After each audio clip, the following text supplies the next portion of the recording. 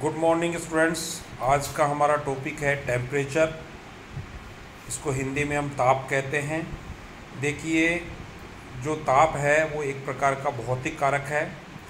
भौतिक कारक ऐसे कारकों को कहा जाता है, ऐसे पर्यावरणीय कारक जो अपने भौतिक गुणों द्वारा पर्यावरण में उपस्थित जीवों को प्रभावित करते हैं, उन्हें हम भौतिक कारक कहते हैं। जैसे ताप, प्रकाश, प्रवाह, दाब आदि प्रमुख भौतिक कारक माने जाते हैं, जिसमें आज हम यहाँ इस टॉपिक में हम ताप या टेम्परेचर का अध्ययन करेंगे। देखिए, ताप ऊष्मा रूपी ऊर्जा को अभिव्यक्त करता है।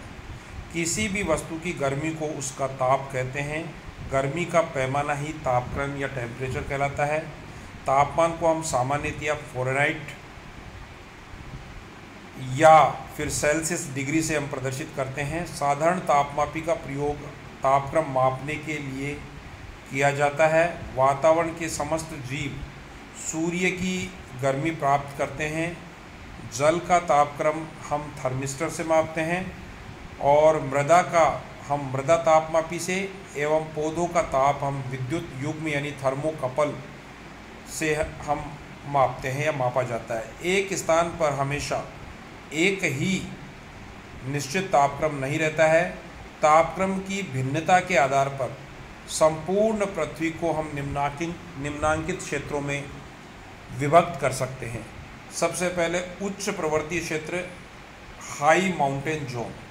इस क्षेत्र में शीत ऋतु लंबी अवधि की होती है और ग्रीष्मकाल बहुत छोटा होता है। दूसरा है उष्णकटिबंधीय क्षेत्र यानी ट्रॉपिकल जोन। इस क्षेत्र में शीत ऋतु नहीं होती है एवं तापमान भी बहुत ज़्यादा रहता है। तीसरा है उपोष्ण कटिबंधीय क्षेत्र यानी सब ट्रॉपिकल जोन। उपोष्ण कटिबंध में तापमान तो अधिक रहता है, साथ ही सर्दी से ठंडक भी इनमें बढ़ जाती है। चौथा है शीतोष्ण कटिबंधीय क्षेत्र, टेम्परेट जोन। इन क्षेत्रों में ग्रीष्म ऋतु में गर्मी रहती है और सर्दियों के अंदर शीतकाल में ठंड बनी रहती है। इस प्रकार जैवमंडल यानी बायोस्फीयर के विभिन्न भागों में भिन्न भिन्न तापमान होता है। तापमान का ये उच्चावचन भी प्रकृति में महत्वपूर्ण भूमिका का निर्वहन करता है। ठंडे समुद्रों में ये तापमान -3 डिग्री सेल्सियस तक, साइबेरिया जैसे भूभागों में -7 डिग्री सेल्सियस तक भी तापमान मिलता है, जबकि रेगिस्तान के अंदर दिन का तापमान 85 डिग्री सेल्सियस तक भी पाया गया है। ज्ञात किया गया है कि भू स्तर से प्रत्येक 150 मीटर की ऊंचाई पर अनुमानतः 1 डिग्री सेल्सियस या सेंटीग्रेड तापमान कम हो जाता है। तापमान के प्रभाव, इफेक्ट्स ऑफ टेम्परेचर। तापमान सभी जीवों को, जिनमें पेड़ पौधे एवं जीव जंतु सम्मिलित है, प्रभावित करता है। सभी जैविक क्रियाकलाप तापमान से प्रभावित होते हैं। प्रत्येक जीव में ताप सहन करने की क्षमता होती है, जिसे हम ताप परिसर कहते हैं। ताप की सहनशीलता के आधार पर ही अधिक लंबे ताप परिसर वाले प्राणी, जिनको हम पृथुतापी यानी यूरीथर्मल, एवं छोटे ताप वाले परिसर वाले प्राणी, जिनको हम तनुतापी या स्टीनोथर्मल कहते हैं। मनुष्य, छिपकलियाँ, टोड, भेक, आयस्टर, साइक्लोप्स आदि पृथुतापी या यूरीथर्मल होते हैं तथा कुछ सरीसृप, मछलियाँ, दीमक, घोंगे व कोरल आदि तनुतापी यानी स्टीनोथर्मल प्राणियों के उदाहरण हैं। समस्त जीवों हेतु अधिकतम तापक्रम यानी कि ऑप्टिमम टेम्परेचर, अनुकूलतम तापमान भी होता है, जिस पर वे अपनी समस्त जैविक क्रियाएं पूर्ण दक्षतापूर्वक कर सकते हैं। उच्चतम तापमान तापक्रम की सीमा से ऊपर एवं न्यूनतम तापक्रम की सीमा से नीचे जीवों की क्रियाशीलता रुक जाती है। वृद्धि और विकास, ग्रोथ एंड डेवलपमेंट। पौधों की वृद्धि और विकास पर तापमान का प्रभाव सामान्यतः प्रकृति में भी देखा जा सकता है। घास पात एवं फल फूलों का अस्तित्व ही तापमान पर निर्भर करता है। इसी से जुड़े एवं इन्हीं पर भोजन हेतु अवलंबित कीट, कृंतक एवं घास चरने वाले जंतुओं के वृद्धि एवं विकास में प्रत्यक्ष एवं अप्रत्यक्ष रूप से तापमान पर ही निर्भर होता है।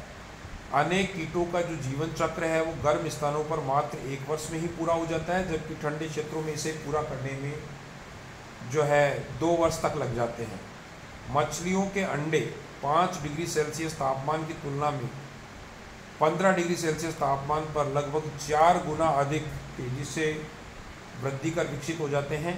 कोरल यानी मूंगे की चट्टानें उसी समुद्री जल में वृद्धि कर विकसित होती हैं जहां तापमान लगभग 21 डिग्री सेल्सियस से ऊपर रहता है।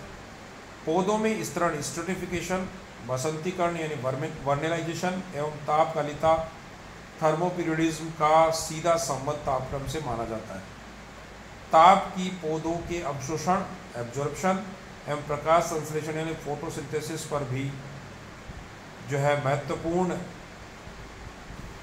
मानी गई है, प्रभाव महत्वपूर्ण माना गया है। ताप का प्रजनन पर प्रभाव, effect of temperature of reproduction on reproduction, विभिन्न जंतुओं में प्रजनन काल भी भिन्न भिन्न होता है। ऋत्विक यानी कि सीजनल प्रजनन प्राणी किसी निश्चित ऋतु में ही प्रजनन करते हैं, जबकि उनके अंदर हम बात करें जनदों की वृद्धि, डेवलपमेंट ऑफ या ग्रोथ ऑफ गोनेट्स, लैंगिक परिपक्वता एवं प्रजनन क्षमता भी तापक्रम से सीधी संबंधित होती है। जंतुओं में ताप लैंगिकता के अनुपात को भी प्रभावित करता है। आर्थ्रोपोडा के क्रस्टेशिया वर्ग के जंतु जैसे डेफनिया, साइक्लोप्स आदि साधारण तापमान पर सामान्यतया पार्थेनोजेनेसिस यानी अनिषेक जन्म करते हैं। फलतः मात्र मादा संतानें ही उस समय उत्पन्न हो पाती हैं। अगला है शीत निष्क्रियता एवं ग्रीष्म निष्क्रियता यानी हाइबरनेशन एंड एस्टिवेशन। दोनों बड़ी महत्वपूर्ण क्रियाएं परीक्षा में पूछी जाती है। देखिए, प्रकृति में ऐसे प्राणी भी है जिनके शरीर का तापमान वातावरण के अनुसार घटता बढ़ता रहता है। इस प्रकार के प्राणी असमतापीय या पोइकिलोथर्मिक यानी शीत रक्तीय यानी कोल्ड ब्लडेड एनिमल्स कहलाते हैं। जिन प्राणियों का तापक्रम वातावरणीय तापीय परिवर्तन से प्रभावित रहता है उन्हें समतापीय, ऐसे प्राणी जिनका तापमान हर परिस्थिति में समान बना रहता है उनको हम समतापीय या होम्योथर्मिक कहते हैं। यानी हम इनको उष्ण रक्तीय प्राणी यानी वार्म ब्लडेड एनिमल्स कहते हैं। अनेक असमतापीय प्राणी शीत के उत्पीड़न से निष्क्रिय होकर भूमि में छिपकर पड़े रहते हैं। इस अवस्था में शरीर का तापमान, उपापचय की गति, श्वसन तथा हृदय स्पंदन दर अत्यंत ही मंद हो जाती है। यह प्रक्रिया ही शीत निष्क्रियता या हाइबरनेशन कहलाती है। इसे सामान्यतः उभयचरी एम्फीबियंस और सरीसृप यानी रेप्टाइल्स जो क्लास के जीव हैं, वर्ग के जंतु हैं, उनमें स्पष्ट रूप से देखा जा सकता है। इसके विपरीत मरुस्थलों में भीषण गर्मी में भी अनेक प्राणी अपने बिलों में बंद होकर पड़े रहते हैं और इस प्रकार ये ग्रीष्म निष्क्रियता या एस्टिवेशन को प्रदर्शित करते हैं। उसमें प्रवास, थर्मल माइग्रेशन, जंतुओं में प्रवास की प्रक्रिया सर्वविदित है। शीत ऋतु में कम तापक्रम से अपनी सुरक्षा करने के लिए पक्षी प्रवास की परिघटनाएं बहुत अच्छा उदाहरण प्रस्तुत करती हैं। इसी प्रकार अधिक तापमान से बचने के लिए भी अनेक जंतु अपने स्थायी आवास को छोड़कर अस्थायी रूप से अनुकूल परिस्थितियों वाले अस्थायी आवासों को चले जाते हैं। मरुस्थलीय प्राणियों में इस प्रकार का जो है उसमें प्रवास देखने को मिलता है। मछलियों की अनेक जातियां भी इसी प्रकार उथले गर्म जल से गहरे एवं ठंडे जल में रहने लगती हैं। इसे हम उसमें प्रवास कहते हैं। कुछ प्रवासी पक्षी माइग्रेटरी बर्ड्स जैसे हंसावर, फ्लेमिंगो, हंस, स्वान, बड़ी पनडुब्बी यानी ग्रेट क्रेस्टेड ग्रेव, बड़ बतख, ग्रे लेग गूज, सीख पर पिनटेल, चेती टील, सुरखाब, रडी और सल्ड्रेक, बैटेर, क्वेल एवं कूंज यानी कॉमन क्रेन आदि शीतकाल प्रवास के बहुत ही उत्तम उदाहरण हैं। ताप का उपापचय पर प्रभाव, effect of temperature on metabolism. ज्ञात किया गया है कि प्राणियों में उपापचय की दर तापमान के समानुपाती होती है, किंतु उपापचय में वृद्धि तापमान की एक निश्चित सीमा तक ही हो पाती है। उपापचय यानी मेटाबॉलिज्म प्राणी शरीर को समेकित रूप से प्रभावित करता है। यह अनेक प्रकार से प्राणियों में परिलक्षित होता है। कुछ मछलियों के अंडे जो 0 डिग्री सेल्सियस प्रति सप्ताह में प्रस्फुटित होते हैं, वहीं 15 डिग्री सेल्सियस पर मात्र 1 सप्ताह का समय लेते हैं।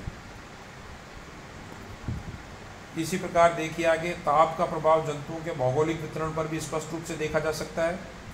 प्राणी भूगोल नामक जैविकी की शाखा के अंतर्गत जंतुओं के वितरण का अध्ययन किया जाता है। ताप से फल मक्खी यानी फ्रूट फ्लाई में आनुवांशिक प्रक्रिया तक को परिवर्तित किया जा सकता है। ताप से जीन्स का स्थान परिवर्तन करने के प्रयोग भी बहुत हुए हैं। तापक्रम के कम या अधिक होने से प्राणी शरीर के आकार में विभिन्न प्रकार के परिवर्तन देखे गए हैं। उदाहरणतः ठंडे प्रदेशों में सामान्यतः विशालकाय जंतु मिलते हैं और प्राणियों का रंग भी ताप से प्रभावित होता है। Thank you.